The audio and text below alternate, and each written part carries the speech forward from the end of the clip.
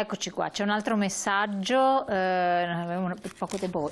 Lo scempio del fascismo non si avvicina minimamente alla dittatura comunista bolscevica in cui Stalin fece oltre 30 milioni di morti, però noi almeno dal 1945 non abbiamo più il fascismo. In Russia è la dittatura comunista è andata sino ai tempi contemporanei. Saluti. Fulvio Del Zio, se vuoi commentare il messaggio, se no passiamo a ricordare le date, gli eventi del 25 aprile.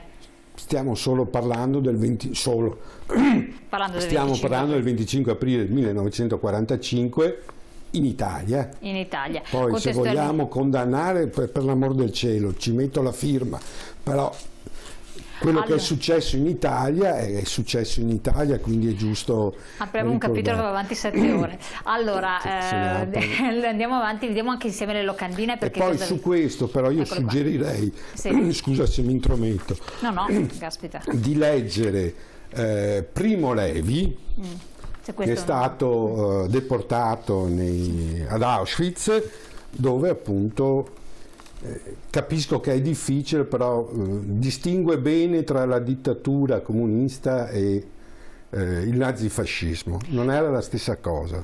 Cosa organizzate per il 25 aprile? Allora, due delle iniziative più grosse in campo promosse dall'ANPI nazionale sono Strade di Liberazione, che prevede un invito, sempre nel rispetto delle norme per il contrasto al Covid, un invito ai cittadini e alle cittadine vediamo le slide successive, infatti, a depositare, a deporre un fiore sui pali delle vie, delle piazze, insomma delle strade intitolate a antifascisti, antifasciste, partigiani e partigiane o alla resistenza più in generale, questo dalle ore 16 di domenica 25 aprile. E poi, sempre nella giornata del 25 aprile, non potendosi trovare in presenza per le piazze come fino a 2 anni fa, insomma, era successo, c'è una lunga staffetta che incomincia online, che incomincia alle 10:30 circa di mattina e va avanti fino alle 17:30, in cui si presentano libri, ci sono ospiti che insomma ricordano quanto è avvenuto, danno il loro sostegno, la loro adesione ai valori nati dalla resistenza e trascritti nella Costituzione. E lo vorrei ricordare anch'io, il contrario di fascismo non è comunismo, il contrario di fascismo è democrazia. Gli antifascisti non sono necessariamente tutti comunisti, e in Italia i comunisti hanno contribuito a scrivere la Costituzione, grazie alla quale oggi tutti godiamo di diritti che una volta non avevamo. Mettiamo lo slide anche della staffetta della liberazione del 25 aprile, la vediamo la diretta sulla pagina www.facebook.com/ampinaz, eccola qui, e vediamo anche quelle successive. Nel frattempo volevo anche chiudere con un intervento da parte di Tommaso per quanto riguarda invece gli studenti. Come partecipate, cosa organizzate, avete già organizzato? Tommaso è con noi? Eccolo qua. Cosa avete organizzato? Cosa state organizzando voi?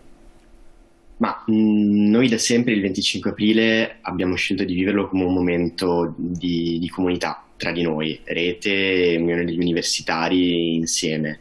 E quindi anche quest'anno, là dove possibile, oltre a partecipare ovviamente alle iniziative dell'ANPI, abbiamo deciso di provare comunque, nel rispetto delle norme anti-Covid ovviamente, a passare insieme questa giornata.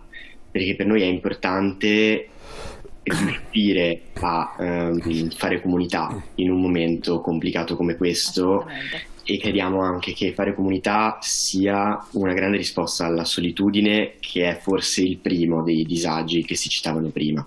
E anche dal magari immergersi troppo in situazioni, messaggi che possono essere fuorvianti, che ci sono sui social e che portano appunto a degli estremismi poi non giustificati, perché dietro il mondo del web si cela di tutto e di più, poi bisogna vedere nella vita reale come si comportano le persone.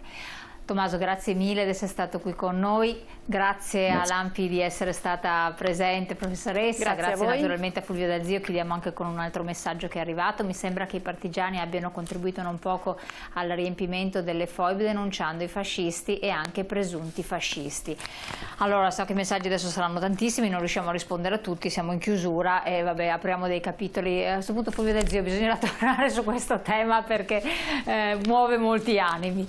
Assolutamente. sicuramente una. Ma certo, la tragedia delle foibe non toglie nulla a quello che è stata la Resistenza, va riconosciuta, va studiata, va denunciata per quello che è stato e contestualizzata nella questione del confine orientale, ma non va negata, certo. Assolutamente. Grazie ancora a voi, naturalmente telespettatori, la puntata la potete come sempre rivedere in replica nella pagina dello CGIL, nel nostro sito internet oppure su YouTube. Grazie ancora, buon proseguimento.